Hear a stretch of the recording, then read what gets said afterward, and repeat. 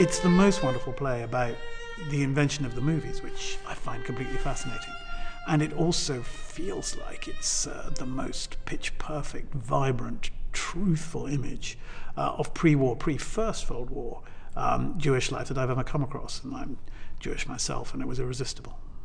A story that I've written before, really, I always love, which is when somebody becomes completely, passionately committed to their art. What the cost is for them, and more to the point, the cost for the people around them, because it always makes people to be slightly inhuman in a way, ruthless.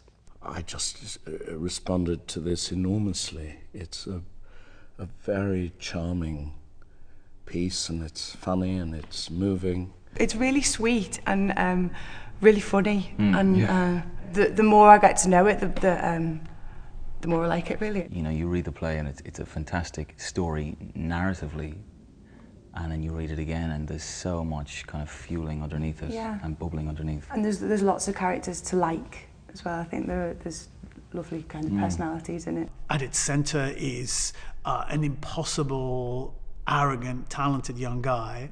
Behind the young man is a producer figure, the owner of the local sawmill, who is a kind of prototype Sam Goldwyn.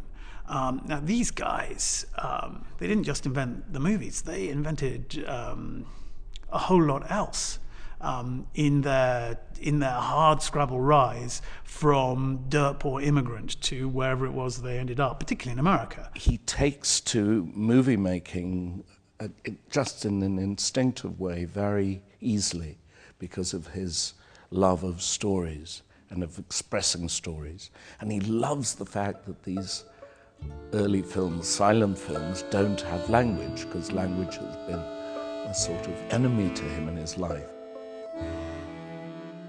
The great movie pioneers, who were not by any means all of them Jewish, by any means, they discovered these rules as they went along, and film grammar evolved through a process of trial and error. Model kind of figures out kind of through trial and error that he can actually use the film and the camera and the projector to actually make his own motion pictures. Because we get involved, he sort of makes Anna the star of the silent movie. So I just kind of float in and float off again. But and take his breath away. Absolutely, yeah.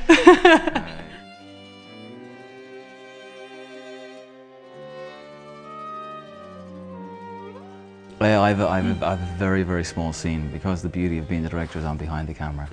I don't have to be involved in the filming too much, but it'll be great just to see how Mottl would have kind of conceptualized different scenes and different shots and different angles like that, but I do have one tiny scene.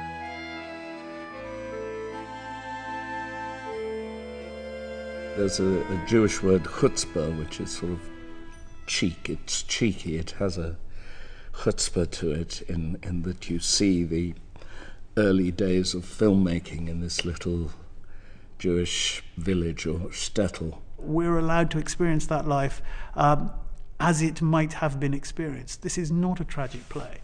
This is a play which is a celebration of a really vibrant, really attractive culture, which has completely disappeared. There is nothing like it anymore. It went, it's gone, kaput.